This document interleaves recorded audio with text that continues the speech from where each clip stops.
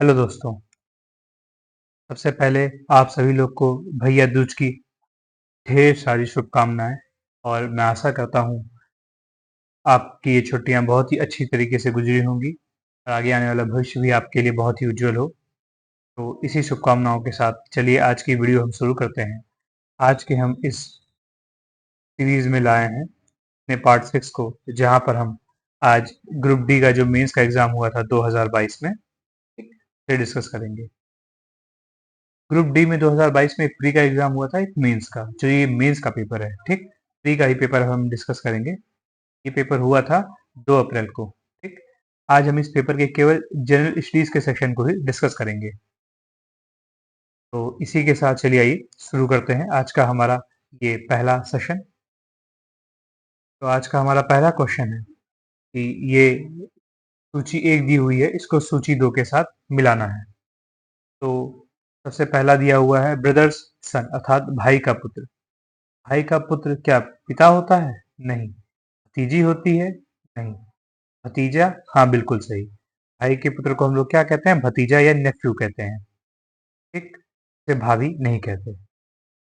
ठीक, दूसरा है भाई की पत्नी। भाई की पत्नी को क्या कहेंगे? हम भाभी कहेंगे। ठीक, भाई की पुत्री, भाई की पुत्री को हम लोग क्या कहेंगे? भतीजी कहेंगे। और भाई के पिता, भाई का पिता जो होगा वो हमारा भी पिता होगा। ठीक, उसे क्या कहेंगे? हम पिता।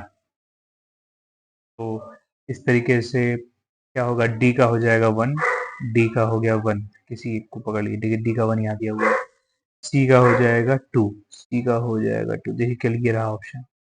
और बी का हो जाएगा 4 और ए का हो जाएगा 8। तो हमारा राइट ऑप्शन क्या होगा?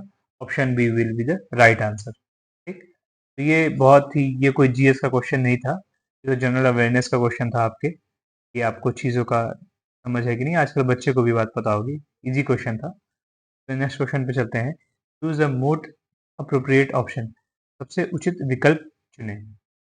तो एक स्टेटमेंट दिया हुआ है कि globalisation by increasing interconnectedness among the various countries has resulted in, अर्थात विभिन्न देशों के मध्य अंतः संस्था, मतलब इसे कहते हैं ग्लोबलाइजेशन इंग्लिश में वृद्धि कर वैश्वीकरण की प्रक्रिया अंगीकार करने के फलस्वरूप। कह रहा है कि ग्लोबलाइजेशन आया था, बहुत से देशों के बीच के वजह से कनेक्टिविटी बढ़ गई। अब उसका क्या रिजल्ट देखने को मिल रहा है? क्या ग्रेटर कंपटीशन हो गया है प्रोड्यूसर्स के बीच? कोई भी चेंज नहीं हुआ कंपटीशन में? या जो कंपटीशन है वो लेस हो गया है? इसका सही ऑप्शन होगा ए, कंपटीशन बढ़ गया है। तो हमारे, देखिए आपको समझना होगा क्या हुआ था। हमारे 1991 में हमारे देश के वित्त मंत्री थे मनमोहन सिंह और प्रधानमंत्री थे पीवी नरसिम्हा राव। तो इन दोनों लोगों ने मिलकर 1991 में हमारे देश में आर्थिक संकट आया था, उससे बचाने के लिए हमारे देश में एक नई नीति लाई, आर्थिक नीति, जिसे कहते हैं एलपीजी। तो 1991 में एक नई आर्थिक नीति लाई, इसे कहते हैं एलपीजी। मतलब इसका हिंदी में कहते हैं उदारीकरण, निजीकरण और वैश्वीकरण। इंग्लिश में कहते हैं उदारीकरण को लिबरलाइजेशन, ठीक, निजीकरण को कहते हैं प्राइवेटाइजेशन और वैश्वीकरण कहते हैं ग्लोबलाइजेशन।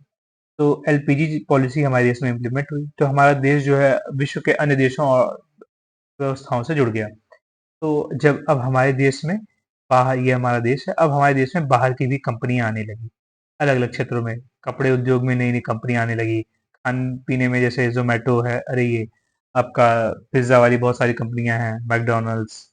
ठीक है, अब बाहर की कंपनियां आने लगी, पहले देशी कंपनियां केवल रहती थी, बाहर की भी कंपनियां आ गई, हर फील्ड में, कपड़ा बनाने में आ गई, अलग अलग इंडस्ट्रीज में आ गई, ऑटोमोबाइल सेक्टर में आ गई। तो अब क्या हुआ? कंपटीशन बढ़ गया, के बीच, प्रोड्यूसर्स के बीच, इन कंपनियों के बीच कंपटीशन बढ़ गया। तो यही कह रहा है, तो ग्रेटर कंपटीशन अमंग प्रोड्यूसर्स, अर्थात उत्पादकों के मध्य प्रतिस्पर्धा बढ़ गई तब ग्लोबलाइजेशन आने के बाद। ठीक, तो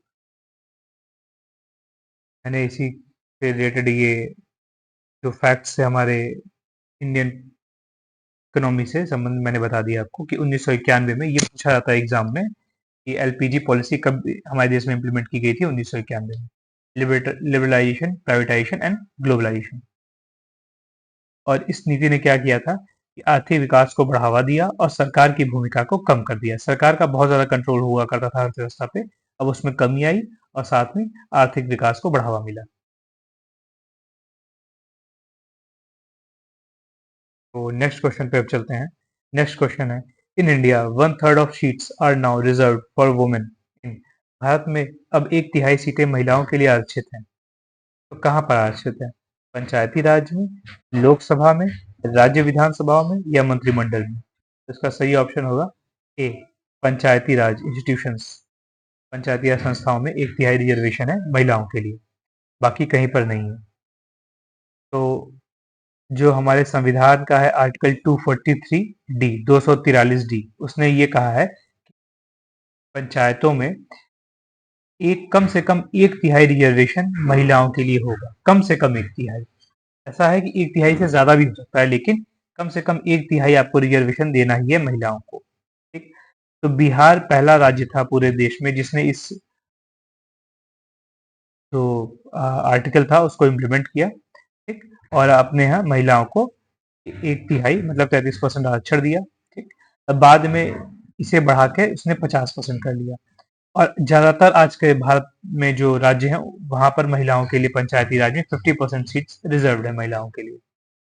तो 21 states और 2 union territories have made provisions for 50% reservation for women in panchayats in their respective states law। जो states हैं उन्होंने लॉ पास करके अपने राज्य में 50% रिजर्वेशन कर दिया है महिलाओं के लिए पंचायत में। ऐसे 21 राज्य और 2 यूनियन टेरिटरी है इस समय। ठीक है। तो चलिए अपने नेक्स्ट क्वेश्चन पे चलते हैं। आई होप आपको ये बात समझ में आ गई है।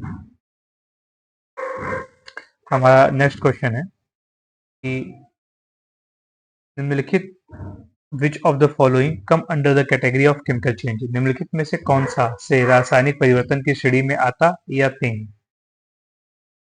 तो ग्रोथ ऑफ द प्लांट, क्या ये रासायनिक चेंज है? नहीं, रासायनिक चेंज नहीं होगा ग्रोथ प्लांट की। रेजिस्टिंग ऑफ आयरन, लोहे में जंग लग जाना है, रासायनिक चेंज है। Mixing of iron filling with and sand, लौह चूड़ और बालू का मिश्रण, केमिकल चेंज है? नहीं। फ्रीजिंग ऑफ वाटर, जल का हिमांकन, नहीं ये भी केमिकल चेंज नहीं है। नन ऑफ द अबव, नहीं नहीं। तो ये भी नहीं होगा। तो एक ही केवल केमिकल चेंज है, B. Option B will be the right answer. केवल लोहे में जंग लगना ही एक केमिकल चेंज होता है, बाकी जो प्रक्रियाएं हैं केमिकल चेंज नहीं है। तो ये देखिए केमिकल चेंज के जो रिएक्शन एवरीडे लाइफ में जो एग्जांपल्स हैं वो कुछ ये हैं, जैसे कंबशन, आग लगना। हम अपने घरों में जो खाना पकाते हैं ना गैस पे, वो एक केमिकल चेंज ही है। ठीक। रस्टिंग मतलब जंग लगना, वो एक केमिकल चेंज होता है। डाइजेशन, हमारे पेट में जो खाना पचता है वो भी केमिकल चेंज है। फोटोसिंथेसिस, जो प्रकाश संश्लेषण होता है वो। बैटरीज, बैटरीज से हम एनर्जी निकालते हैं। तो बैटरीज में जो एनर्जी स्टोर होती है वो केमिकल फॉर्म में होती है। ठीक है। और उससे जब हम इलेक्ट्रिसिटी निकालते हैं तो एक केमिकल एनर्जी कन्वर्ट होती है इलेक्ट्रिसिटी में। ठीक। तो ये भी एक केमिकल चेंज है। फर्मेंटेशन, जो आपने देखा होगा मदिरा जो होती है वो बनाई जाती है फर्मेंटेशन से। ठीक है। ये भी केमिकल चेंज है। हम जब हाथ धुलते हैं तो हमारे हाथ में कीटाणु भी खत्म होते हैं, ये भी केमिकल चेंज होता है। बेकिंग, जब हम खाना पकाते हैं, बेक करते हैं, तो क्या होता है? केमिकल चेंज होता है। ठीक है। तो रासायनिक परिवर्तन में रासायनिक प्रतिक्रिया के परिणाम स्वरूप होता है, जबकि भौतिक परिवर्तन तब होता है जब पदार्थ का रूप बदलता है, लेकिन रासायनिक पहचान वही रहती है। तो ये कुछ केमिकल चेंज के एग्जाम्पल है, जैसे जलना, खाना पकाना, जंग लगना या सड़ना। वहीं भौतिक परिवर्तन क्या होता है? उबलना, पिघलना, जमना और टुकड़े टुकड़े होना। अब देखिए यहाँ पे ये था ना फ्रीजिंग ऑफ वाटर, ये क्या था? ये फिजिकल चेंज था। अब जो ग्रोथ ऑफ प्लांट क्या है? ये भी फिजिकल चेंज है। ठीक। तो आई होप आपके क्वेश्चन समझ गए होंगे। चलिए अपने नेक्स्ट क्वेश्चन पे चलते हैं इसी के साथ। हमारा अगला क्वेश्चन है कि which of the following reds road safety sign depicts school ahead. निम्नलिखित में से किस सड़क सुरक्षा संकेत चिन्ह से आगे विद्यालय है का निरूपण होता है? तो आपने अगर वाहन चलाते होंगे, आपने सड़क पे कभी देखा होगा ये सिंबल बना होता है सड़क पे, इसका मतलब होता है कि आगे स्कूल है। ठीक। तो गाड़ी स्लो कर लें। ठीक है। और काफी अवेयर हो जाए। ये इस सिंबल का मतलब होता है। ये देखिए और भी कुछ सिंबल्स हैं जो रोड सेफ्टी से संबंधित होते हैं, जैसे ये स्लिपरी रोड का होता है, टर्न राइट। देखिए वाइल्ड एनिमल्स दिया हुआ है, देखिए हिरन कूद रहा है तो मतलब आगे वाइल्ड एनिमल्स हैं। आगे नैरो रोड है, मतलब रोड पतली हो जा रही है, पतली है ना, फिर चौड़ी को पतली रोड बना दे रहे हैं तो इसको कहते हैं नैरो। यू टर्न नहीं लेना है, नो यू टर्न। पार्किंग यहाँ पर नहीं, देखिए पी के साइन को कट कर दिया है। अनइवन रोड, जब उबड़ खाबड़ आगे रोड होती है ना या ब्रेकर्स बनाए जाते हैं तो ऐसे सिंबल लगाए जाते हैं। ट्रैफिक एड, देखिए गाड़ियां लगी हुई हैं लाइन से, इसका मतलब है ट्रैफिक एड। ये नीचे लिखा नहीं होता कभी, बस ऐसे एक खंबे पे लगे होते हैं ऐसे सिंबल्स, आपको पहचानना होता है। नो ओवरटेकिंग, इसका मतलब होता है ओवरटेक नहीं करना है। एक रेड कलर में है और एक ब्लैक कलर में है, ठीक है। नो टर्निंग राइट, इसका मतलब देखिए टर्निंग राइट बना के इसे काट दिया तो मतलब टर्न राइट नहीं करना है। No turning left. Falling rocks, मतलब आगे पत्थर गिर रहे हैं। टर्न लेफ्ट, आगे लेफ्ट मुड़ना है। रोड वर्क, आगे मतलब सड़क पे कार्य हो रहा है। ट्रैफिक सर्किल, आगे जब चौराहा होता है तो उसके लिए सिंबल इस्तेमाल किया जाता है कि आगे एक ट्रैफिक सर्किल है, वहां से आप दूसरी तरफ मुड़ना चाहें मुड़ लेगा। ऐसे चौराहा जब होता है ना तो वहां पे ये सिंबल बनाया जाता है। तो ये कुछ इंपॉर्टेंट सिंबल्स हैं। ये ग्रुप डी और जो ड्राइवर के पेपर है उसके लिए इम्पोर्टेंट है। बाकी जो स्टेनोग्राफर है और ग्रुप सी में ये क्वेश्चन नहीं पूछे जाएंगे, ठीक है। फिर अगला क्वेश्चन है कि identify the most appropriate reason for holding Bretton Woods conference, अर्थात ब्रेटन वुड्स सम्मेलन आयोजित किए जाने से सबसे उचित कारण की पहचान करें। तो to introduce floating exchange rate, मतलब परिवर्तनशील विनिमय दरों को पुनः स्थापित करना था, नहीं। To recognise USA as a super power, मतलब संयुक्त राज्य अमेरिका को महाशक्ति के रूप में मान्यता देना था, नहीं। To help Asian countries in economic recovery, एशियाई देशों को आर्थिक पुनरुत्थान में सहायता करना था। कि अकेले एशियाई नहीं करता, विश्व को पूरे था, तो अकेले एशियाओं की बात नहीं कर सकते। फिर अगला क्या है, to preserve economic stability and full employment in the industrial world, औद्योगिक जगत में आर्थिक स्थायित्व और पूर्ण नियोजन का परिरक्षण करना। हाँ बिल्कुल सही। तो ब्रिटेन वुड्स कॉन्फ्रेंस हुआ कब था और क्यों हुआ था? सेकेंड वर्ल्ड वॉर जब खत्म हो गई थी तो की वजह से पूरे विश्व में बहुत ज़्यादा नुकसान हुआ था। एम्प्लॉयमेंट बहुत ज़्यादा बढ़ गई थी, एक विश्व में इकोनॉमिक स्टेबिलिटी बिल्कुल नहीं थी। तो जब सेकेंड वर्ल्ड वॉर खत्म हो गया तो जो एलाइड कंट्रीज थे वो आपस में बैठे और एक जगह पे मीटिंग की, कहाँ पर, यूएसए के ब्रिटेन वुड्स में। तो उसी लिए उस कॉन्फ्रेंस को कहते हैं ब्रिटेन वुड्स कॉन्फ्रेंस। वहाँ पर उन्होंने बात की कि कैसे जो इकोनॉमिक अनस्टेबिलिटी है उसे सही किया जाए और स्टेबिलिटी की ओर बढ़ा जाए, कैसे एम्प्लॉयमेंट अपने यूथ को दिया जाए, ठीक है, आगे हमारी क्या मौद्रिक नीतियां रहेंगी, इस पे बात करने के लिए ब्रिटेन वुड्स कॉन्फ्रेंस हुआ था। तो ब्रिटेन वुड्स सम्मेलन द्वितीय विश्व युद्ध के बाद अंतर्राष्ट्रीय मौद्रिक एवं वित्तीय व्यवस्था को विनियमित करने के लिए आयोजित किया गया था।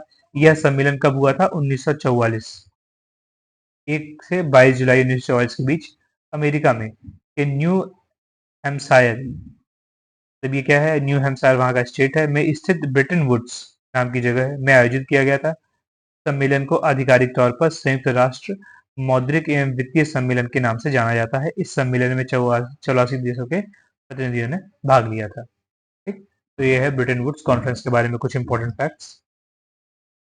तो आई होप आपको ये चीजें समझ में आ गई होंगी, ठीक। मैं ये चीजें यहाँ पर ये जो फिगर्स लगाता हूँ, ये फैक्ट्स लिखता हूँ ताकि आपको अगर कोई रेफरेंस लेना हो तो आसान रहे। ऐसे तो मुझे इतनी चीजें पता रहती हैं कि मैं अगर बता भी दूं तो भी चल जाएगा काम, लेकिन ये बस आपके रेफरेंस के लिए कि आप नोट डाउन कर सकें या आपको कॉन्फिडेंस आए कि मैंने क्या बोला है, इसलिए ये यहाँ पे साइड में मैं स्लाइड्स लगा देता हूँ, ठीक। अपने नेक्स्ट क्वेश्चन पे चलते हैं कि which of the following is the most labour intensive sector of the Indian economy, निम्नलिखित में से कौन सा क्षेत्र भारतीय अर्थव्यवस्था में सर्वाधिक श्रम साधित क्षेत्र है? मतलब जहां पर सबसे ज्यादा लेबर की आवश्यकता होती है। उद्योगों में, हाँ, यहाँ पे आवश्यकता होती है, खनन में भी आवश्यकता होती है, कृषि में भी आवश्यकता होती है और मैन्युफैक्चरिंग में भी आवश्यकता होती है। लेकिन कहाँ पर सबसे ज्यादा श्रम की आवश्यकता होती है, मतलब लेबर इंटेंसिव है, मतलब लेबर का इस्तेमाल होना ही होना है, वो भी भारत इंडियन इकोनॉमी में, तो वो होता है एग्रीकल्चर।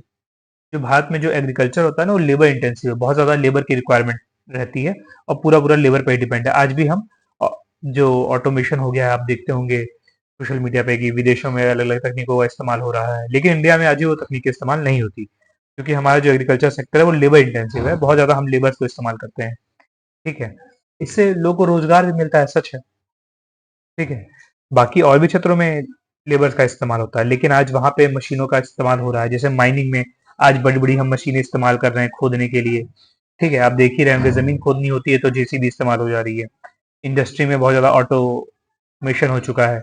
मैन्युफैक्चरिंग में बहुत सारी मशीनें लग चुकी हैं। आप देखे होंगे सीमेंट मिलाने के लिए इस्तेमाल होती है मशीनें, ठीक है? और इसीलिए एग्रीकल्चर ही केवल एक ऐसा सेक्टर है जहाँ पे आज भी लेबर इंटेंसिव है पूरा सेक्टर, भारत में खास तौर से। The primary sector which includes agriculture, fishing and logging is the most labor intensive sector of Indian economy. 2020 में 2020 में 41.49% of the India's workforce was employed in the agriculture. देखिए 2020 का डाटा ये कहता है कि लगभग अप्रोक्सीमेट 42% जो वर्कफोर्स है भारत की वो अकेले एग्रीकल्चर में एम्प्लॉयड है, बताइए। फिर भी however the share of people employed in agriculture has been decreasing in recent years. फिर भी जो हाल फिलहाल के वर्षों में ये देखा गया है एग्रीकल्चर में जो कंट्रीब्यूशन है लोगों का वो क्या हो रहा है, घटता जा रहा है। समय के साथ एग्रीकल्चर में अब लोग इंटरेस्ट नहीं ले रहे हैं, ठीक है? तो चलिए आपको बात समझ में आ गई होगी। नेक्स्ट क्वेश्चन पे चलते हैं। नेक्स्ट क्वेश्चन पे identify the most appropriate reason for the migration of the indentured labour from India in the 19th century, अर्थात 19वीं सदी में भारत में करारबद्ध असंगठित श्रमिकों के प्रयास के लिए उत्तरदायी सर्वाधिक उपयुक्त कारण की पहचान की। प्रयास नहीं, प्रवास।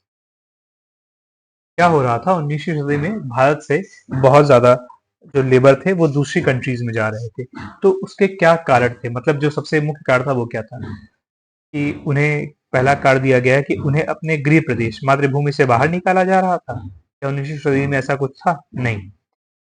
निर्धनता और ग्रामीण ऋणग्रस्तता, बिल्कुल सही कि उस समय गरीबी बहुत थी और किसानों ने बहुत ज्यादा कर्ज ले लिया था उसे चुकाने के लिए वो बाहर जाते थे लेबर करने, बाहर मतलब दूसरी कंट्रीज में आते थे, ठीक है? और क्या तीसरा कारण है नए क्षेत्रों में आरामदेह जीवन निर्वाह करने की उत्कृष्टता? नहीं नहीं, ऐसा कुछ नहीं था, ठीक। फिर उन्हें अपेक्षाकृत अधिक मजदूरी का आश्वासन दिया जा रहा था? नहीं, ऐसा भी कुछ नहीं था। उन्हें ये था कि अपनी निर्धनता और जो ग्रामीण ऋणग्रस्तता है उससे दूर होने के लिए, बचने के लिए वो दूसरे देशों में जा रहे थे। कब? 19वीं सदी में, ठीक।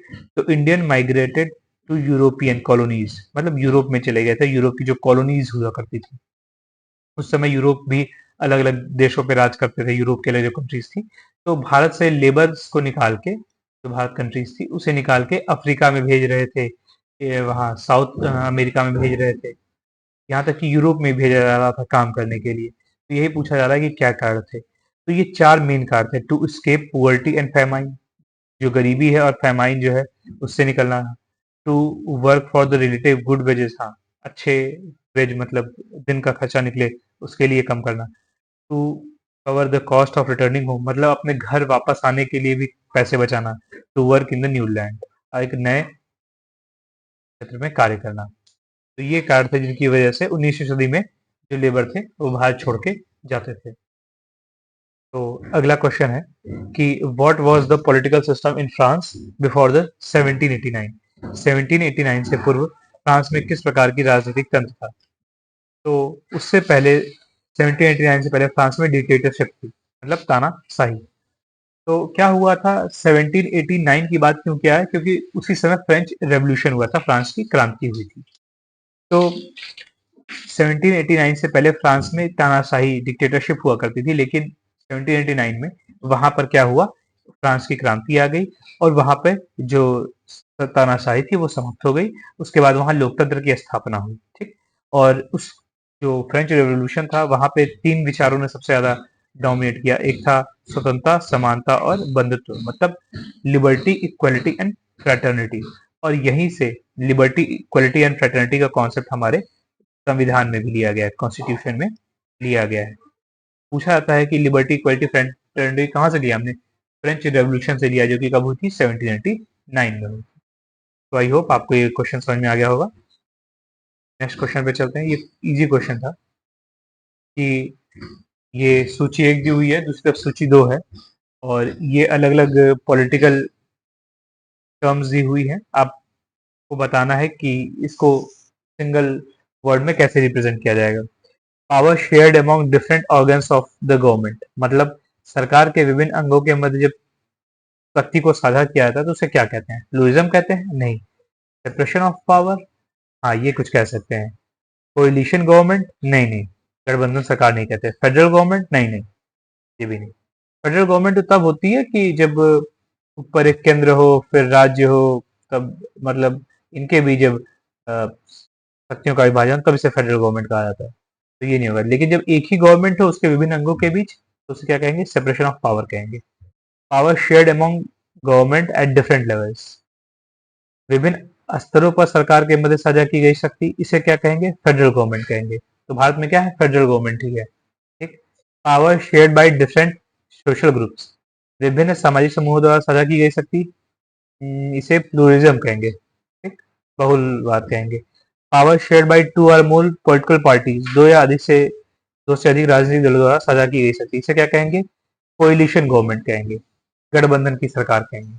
जैसे आप देखते होंगे जब कोई एक सरकार मेजोरिटी नहीं पाती है, तो कोई भी एक पार्टी इलेक्शन हुआ, ठीक है, वहां ए बी सी डी कुछ पार्टीज थी, इनमें से किसी ने भी बहुमत नहीं पाया, तो क्या होता है? दो या तीन पार्टीज आपस में मिल जाती हैं और इनका जो आपस में बहुमत प्राप्त कर लेती हैं मिलके, तब ये गठबंधन की सरकार बनाती हैं। तो यही कह रहा है कि पावर शेयर बाय टू और मोर पॉलिटिकल पार्टीज, तो इसे कहेंगे कोलिशन गवर्नमेंट। तो ए का हो गया टू। ठीक। ये होगा option D. Option D will be the right answer. ठीक। तो चलिए अभी नेक्स्ट क्वेश्चन पे चलते हैं। ये अब देखिए, बहुत आपको डीप नहीं पढ़ना था ड्राइवर और ग्रुप डी के एग्जाम के लिए, बस हल्की हल्की जानकारी होनी चाहिए थी हर चीज की। Which part of the eye regulates and control the amount of light entering the human eye, कौन सा आंख का कौन सा भाग मानव नेत्र में प्रविष्ट होने वाले प्रकाश की मात्रा का विनियमन और नियंत्रण करता है? ठीक है, कौन सा करता है? आइरिस। किताब थी जहां पे प्यूपिल दिया हुआ था, तो प्यूपिल is the wrong answer. Iris होता है जो आंख में प्रवेश करने वाली प्रकाश की मात्रा को कंट्रोल करता है। ये देखिए ह्यूमन आई है, ये पीछे वाला हिस्सा होता है रेटिना, जहां पर जो चित्र होता है वो बनता है। ठीक। तो ये होता है, ये ह्यूमन आई लेंस है, ये कॉन्वेक्स लेंस होता है। और यहाँ पे होती है ये बाहर कॉर्निया, ये रेड कलर की आइरिस होती है। आइरिस कंट्रोल करती है कि आंख में कितना प्रकाश जाएगा। अगर प्रकाश बहुत ज्यादा है तो आइरिस बहुत फैल जाती है और बहुत छोटा हिस्से को प्रकाश को अंदर जाने देती है।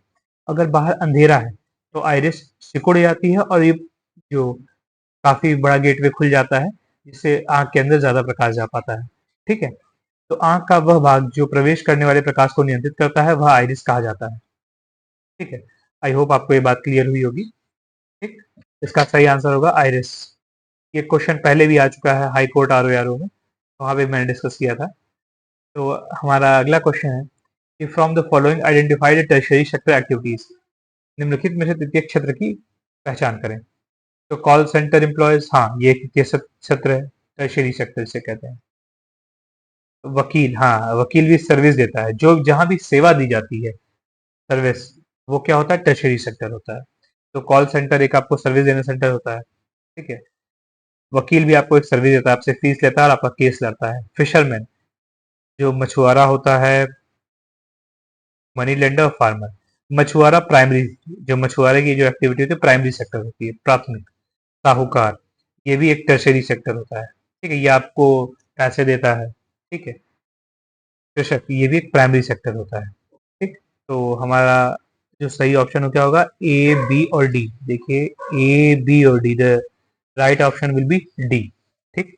तो ये हमारे अर्थव्यवस्था में, ये किसी भी देश की अर्थव्यवस्था में तीन तरह के क्षेत्र होते हैं, प्राथमिक, द्वितीयक और तृतीयक। मतलब प्राइमरी, सेकेंडरी और टर्शरी। प्राथमिक क्षेत्र वो होते हैं जो सीधा प्रकृति से रिलेटेड होते हैं और वहीं से रॉ मटेरियल निकालते हैं, जैसे कृषि, वानिकी, खनन, मछली पकड़ना और उत्खनन जैसे उद्योग शामिल हैं प्राथमिक क्षेत्र में। द्वितीय क्षेत्र में क्या होता है? विनिर्माण, जहाँ पे आप मैन्युफैक्चरिंग करते हैं और रॉ मटेरियल को एक फिनिश्ड गुड में बदलते हैं, कच्चे माल को एक माल में बदला जाता है, उसे कहते हैं द्वितीय क्षेत्र। जैसे मैन्युफैक्चरिंग जो सेक्टर होता है या ऑटोमोबाइल सेक्टर होता है। तृतीय क्षेत्र होता है जहाँ पे आपको सेवा दी जाती है, इसे सेवा क्षेत्र भी कहते हैं। जैसे व्यापार हो गया, बैंकिंग हो गया, संचार हो गया। ठीक है। ये कॉल सेंटर में भी क्या होता है? तृतीय क्षेत्र होता है। लॉयर, वकील को आप पैसा देंगे, वो आपको सर्विस देगा, आपका केस लड़ेगा। साहूकार भी आपको पैसा देता है, सर्विस देता है। ठीक है। तो ये तृतीय क्षेत्र होते हैं। तो आई होप आपको ये बात समझ में आ गई होगी। बहुत ही बेसिक क्वेश्चन पूछे जाते हैं इनमें, बहुत डीप में नहीं पढ़ना है ग्रुप सी और डी के एग्जाम्स के लिए। तो हमारा नेक्स्ट क्वेश्चन है, ये arrange the following units of memory in ascending order. ये मेमोरी की डिफरेंट यूनिट है, इन असेंडिंग ऑर्डर में सेट करना है। Megabyte, gigabyte, kilobyte, petabyte, terabyte. तो सबसे पहले क्या होगा, सबसे छोटा होगा किलोबाइट। किलोबाइट से ऊपर होता है मेगाबाइट, मेगाबाइट से ऊपर होता है गीगाबाइट, जीबी जिसे कहते हैं। फिर होता है टीबी, हाँ, फिर होता है ये पेटाबाइट। तो C A B E D, C A B E D, the right option will be C. ठीक, तो ये देखिए, the units of memory in ascending order कुछ ऐसा होता है। सबसे छोटा होता है बाइट, एक बाइट में होता है 8 बिट्स, ये स्मॉलेस्ट यूनिट होती है मेमोरी की, और एक बाइट के अंदर होता है 8 बिट्स। उससे ऊपर होता है किलोबाइट, एक किलोबाइट में होता है 1024 बाइट्स। फिर मेगाबाइट होता है, इसमें होता है 1024 केबी। एक गीगाबाइट होता है, इसमें 1024 एमबी, यही मेगाबाइट। फिर टेराबाइट होता है, पेटाबाइट होता है, फिर एक्साबाइट होता है। एक्साबाइट इस समय लार्जेस्ट यूनिट है स्टोरेज की। ठीक है, अगर आपसे पूछ लिया जाए विच one of the following is the largest, सबसे बड़ा होगा एक्साबाइट। एक्साबाइट मेरे ख्याल से एग्जाम में नहीं दिया जाएगा, आपके पेटाबाइट तक की बात की जाएगी। आजकल एक्साबाइट इस्तेमाल होता है स्टोरेज सेंटर्स में, जो फेसबुक, गूगल, इन सब के जो स्टोरेज सेंटर्स होते हैं वहां पे एक्साबाइट इस्तेमाल होता है। ठीक, अपने नेक्स्ट यूनिट पे चलते हैं, नेक्स्ट क्वेश्चन पे चलते हैं। हमारा अगला क्वेश्चन है कि which of the following method is most appropriate to check the soil erosion on the steep slope। अर्थात ढलान पर मृदा अपरदन रोकने की सर्वाधिक उपयुक्त विधि निम्नलिखित में से कौन सी है। तो स्थानांतरित कृषि है नहीं, शेल्टर नहीं, घास पतवार से ढकना, घास पतवार से आप मृदा अपरदन को रोक दोगे नहीं, सीढ़ीदार कृषि, हाँ बिल्कुल सही, the right option will B D. तो ये देखिए क्या है, ये पहले स्लोप थी, ये पहाड़ी थी, पहाड़ी की एक ढलान है, ये स्लोप है, यहाँ पे खेती करनी है। तो खेती कैसे की जाती है, यहाँ पर सीढ़ियां काट दी जाती हैं ऐसे, देख रहे हैं, ये सीढ़ियां टाइप स्ट्रक्चर बना दिया जाता है ऐसे, देख रहे होंगे आप। जब सीढ़ियां बना दी जाती हैं तो इन सीढ़ियों पे खेती की जाती है, ऐसे आपको दिख रहा होगा, इन सीढ़ियों पे जब खेती की जाती है, और यहाँ पे इन सीढ़ियां बना देने से जो मृदा अपरदन होता है रुक जाता है, जो जल होता है वो यहाँ पर इसी स्तर पे रहता है, इसका जल इसी स्तर पे रहता है। ठीक है, ऐसा नहीं है कि ऊपर से मिट्टियां कटते हुए नीचे से बही जा रही हैं। हाँ, ढलान जरूर है, लेकिन ऐसी सीढ़ियां, सीढ़ीनुमा स्ट्रक्चर बना देने से जो मिट्टी का अपरदन होता है वो रुक जाता है। तो सीढ़ीनुमा खेती, जिसे सीढ़ीनुमा खेती के नाम से भी जाना जाता है, ढलान पर समतल प्लेटफॉर्म बनाकर पहाड़ियों या पर्वतों के किनारों पर फसल उगाने की एक विधि है। तो ये क्यों की जाती है, क्या पर्पज है, एक तो पहली बात मिट्टी के कटाव को रोकता है, यह पानी की हानि को कम करता है, और फसलों को अधिक समान रूप से पानी देने की अनुमति देता है। तो ये 3 बेनिफिट्स होते हैं जिसकी वजह से सीढ़ीदार कृषि की जाती है। ठीक, और ये पहाड़ीदार क्षेत्रों में की जाती है। आई होप आपको इस क्वेश्चन समझ आया। नेक्स्ट क्वेश्चन पे चलते हैं, arrange the following events in chronological order. ये घटना है, घटनाक्रम में 5 में बताया, कहा गया है कि इसे अरेंज करिए क्रोनोलॉजी ऑर्डर में। ठीक, तो आपको सबसे पहले आपको पता होना चाहिए इनका सन क्या है, किस किस समय हुआ था। तो आप इन्हें क्रोनोलॉजी ऑर्डर में सेट कर लेंगे। पहले लिखा है Gandhi ji begins civil disobedience movement by breaking salt law. Gandhi ने दांडी मार्च कब शुरू किया, तो आपको केवल साल पता होना चाहिए, आपका काम हो जाएगा। तो गांधी जी ने शुरू किया था सॉल्ट मार्च कब, 1930 में। Launch of non cooperation movement and खिलाफत मूवमेंट, असहयोग आंदोलन और खिलाफत आंदोलन शुरू करना, ये कब हुआ था, 1920 में। ठीक, फिर जलियांवाला बाग हत्याकांड कब हुआ था, इसकी तो एग्जैक्ट डेट आपको पता होनी चाहिए, 13 अप्रैल को हुआ था, 13 अप्रैल 1919 को हुआ था। चौरी चौरा की जो घटना हुई थी कब हुई थी, ये हुई थी 1922 में। फिर होता है राउंड टेबल कॉन्फ्रेंस, कौन सा, सेकंड राउंड टेबल कॉन्फ्रेंस कब हुआ था, 1931 में हुआ था। तो अब आपको सबके सन पता है तो आप सेट कर लेंगे। तो सबसे पहले क्या आएगा, सबसे पहले आएगा सी, फिर आएगा बी, के बाद डी, ए और E, C B D A E, the right option will be C. ठीक, तो नेक्स्ट क्वेश्चन पे चलते हैं। हमारा ये क्वेश्चन है, विच of the following subject is included in concurrent list. निम्नलिखित में से किस विषय को समवर्ती सूची में सम्मिलित किया गया है। फॉरेस्ट, हाँ ये कंकरेंट लिस्ट में है। डिफेंस, ये यूनियन लिस्ट में है। मुद्रा ये भी यूनियन लिस्ट में, कृषि ये स्टेट लिस्ट में। ये देखिए मैंने पहले ही बता दिया है, हमारे संविधान में एक शेड्यूल 7 है, ठीक है। शेड्यूल 7 में ये दिया हुआ है कि यूनियन लिस्ट में कौन से सब्जेक्ट होंगे, स्टेट लिस्ट में और कंकरेंट लिस्ट में। और ये देखिए सब्जेक्ट्स दिए हुए हुए हैं। देखिए कंकरेंट लिस्ट में दो इंपॉर्टेंट सब्जेक्ट्स हैं, एक तो एजुकेशन है, ठीक है, एक फॉरेस्ट है, और ये है एडल्टरेशन, एडॉप्शन एंड सक्सेशन, ठीक। तो ये सब कंकरेंट लिस्ट के टॉपिक्स हैं, और जो चीजें इनमें यूनियन, स्टेट और कंकरेंट लिस्ट में नहीं है वो रेसिडुअल पावर्स कही जाती हैं, और रेसिडुअल पावर का जो अधिकार है उस पर कानून बनाने का वो किसके पास है, पार्लियामेंट के पास है, ठीक है। आई होप आपको ये बात समझ में आ गई होगी। तो हमारा राइट ऑप्शन होगा ए, फॉरेस्ट। ये क्वेश्चंस पहले भी रिपीट हो चुके हैं, प्रीवियस अगर पेपर्स आप देखेंगे तो वहां पे भी इस तरह के क्वेश्चन आए हैं, मैंने डिस्कस किए हैं, आप वहां से रेफरेंस ले लीजिएगा, ज्यादा आसान रहेगा। विच of the following group constitute a food chain, इनमें से कौन सा ऐसा ग्रुप है जो एक फूड चेन बनाता है। ये ग्रास, ग्रास को काऊ खाएगी, हाँ बिल्कुल सही। क्या काऊ को एलिफेंट खा जाएगी, नहीं, ये गलत, ऐसा कुछ नहीं होता। ग्रास है, ग्रास को डियर खाएगा, हाँ बिल्कुल खाएगा। डियर को लायन खाएगा, हाँ खाएगा, बिल्कुल सही, ये सही होगा। ग्रास है, उसको ग्रास हॉपर खाएगा, बिल्कुल सही खाएगा। ग्रास हॉपर को फ्रॉग, हाँ खाता है। फ्रॉग को स्नेक खाता है, बिल्कुल सही खाता है, हाँ ये भी एक फूड चेन है। ग्रास को गोट खाएगी, बिल्कुल सही। गोट को ह्यूमन खाएगा, हाँ यार ये तो खाएगा ही खाएगा। तो the right option will be B C D. तो हमारा सही ऑप्शन क्या होगा, डी, ठीक।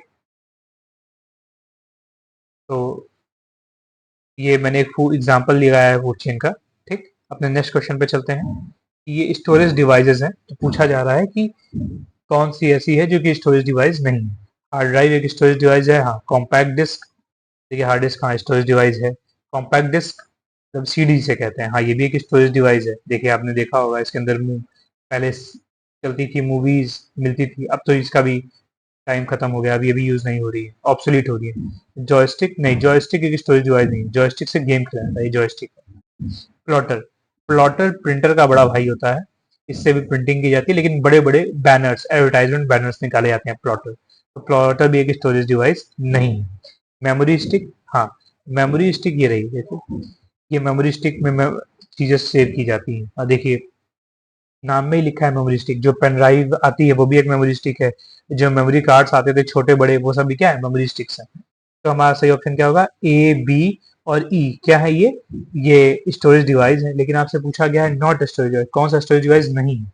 तो जॉयस्टिक और प्लॉटर ये जो दो है ना ऑप्शन सी और डी, ये नहीं है, ठीक है। तो the right option will be C. और ये डिफरेंट स्टोरेज डिवाइस के नाम दिए, जैसे hard disk drive, solid state drive, जो एप्पल के जो सिस्टम्स होते हैं ना उनमें सॉलिड स्टेट ड्राइव यूज होती है। आजकल तो जो नॉर्मल सिस्टम आ रहे हैं उसमें भी सॉलिड स्टेट ड्राइव आ रही है, एसएसडी कहते हैं। फिर मेमोरी कार्ड्स आपको पता होगा, USB flash drive, optical storage devices मतलब सीडी डीवीडी और ब्लूरे डिस्क, ये सब क्या है, स्टोरेज डिवाइसेस ही तो हैं, ठीक। तो ये डिफरेंट स्टोरेज डिवाइसेस मैंने यहाँ पे बता दिया आपको, ठीक है। One of the following dance form Kathakali belongs to which of the following Indian states. नृत्य रूप कथकली निम्नलिखित में से भारत के किस राज्य से संबंधित है। तो कथकली का संबंध कहाँ से है, केरल से। तो इंडिया में इस समय 8 क्लासिकल डांसेस हैं, और वो डिफरेंट स्टेट से रिलेटेड हैं। तो जैसे मोहिनी अट्टम और कथकली का संबंध है केरल से, भरतनाट्यम का संबंध है तमिलनाडु से, कुचिपुड़ी का है आंध्र प्रदेश से, उड़ीसी का है उड़ीसा से, मणिपुरी का संबंध है मणिपुर से, सत्रिया का संबंध है असम से, और कथक का संबंध है यूपी से। ये इस समय 8 क्लासिकल डांसेस हैं, इनका संबंध है अलग अलग स्टेट से। आप आई होप इन्हें याद रखेंगे, आपके एग्जाम्स में बहुत ही इंपॉर्टेंट है, पूछा जाने की संभावना बहुत ज्यादा है, ठीक है। तो ये आप याद करके जाइएगा। फिर अगला है which of which the state has highest population density in India. निम्नलिखित में से भारत के किस राज्य की जनसंख्या घनत्व सबसे अधिक है। तो हमारे देश में सबसे ज्यादा जनसंख्या घनत्व है बिहार का राज्यों में, फिर वेस्ट बंगाल का, और तीसरे नंबर पे केरल का। इनकी जनसंख्या घनत्व सबसे ज्यादा है, बिहार, वेस्ट बंगाल और केरल। और पूछा जाए यूनियन टेरिटरी में सबसे ज्यादा जनसंख्या घनत्व किसका है, तो ये रहा दिल्ली का सबसे ज्यादा है। तो यहाँ पे किसका पूछा है, महाराष्ट्र नहीं, महाराष्ट्र का नहीं। पश्चिम बंगाल, पश्चिम बंगाल दूसरे नंबर पे आता है। मध्य प्रदेश नहीं, राजस्थान नहीं। तो देखिए सबसे ऊपर कौन है, वेस्ट बंगाल है। The right option will be B. इन सभी में से सबसे ज्यादा किसका है, वेस्ट बंगाल का, जैसा कि मैंने यहाँ पे बताया है, ठीक है। और पूछा जाए पूरे भारत में सबसे ज्यादा किसका है, तो दिल्ली का जनसंख्या घनत्व सर्वाधिक है, मैक्सिमम, ठीक है। तो आई होप आपको क्वेश्चन समझ में आ गया होगा। नेक्स्ट क्वेश्चन पे चलते हैं।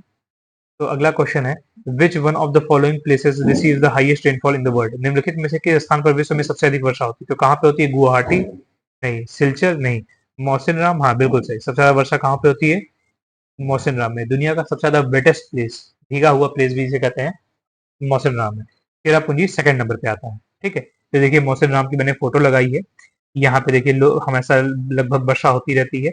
वहां पे जो लोकल लोग होते हैं वो एक अलग तरह का छाता यूज करते हैं जिसे कनूप कहते हैं। ये बांस से बने छाते होते हैं, ठीक है, जिन्हें हम क्या कहते हैं? कनूप। बहुत ही इंपॉर्टेंट नाम है, ठीक है, कनूप याद रखिएगा। तो नेक्स्ट क्वेश्चन पे चलते हैं कि हमारा अगला क्वेश्चन है कि which of the following programmes initiated to celebrate the unity in diversity in our nation? हमारे राष्ट्र में अनेकता में एकता का समारोत्सव मनाने का उद्देश्य से निम्नलिखित में से किस कार्यक्रम का शुभारंभ किया गया था? एक भारत प्रथम भारत नहीं, प्रधानमंत्री ग्रामोदय योजना नहीं, अंत्योदय योजना नहीं, एक भारत श्रेष्ठ भारत। हाँ, तो एक भारत श्रेष्ठ भारत नामक स्कीम का एक योजना शुरू की गई थी।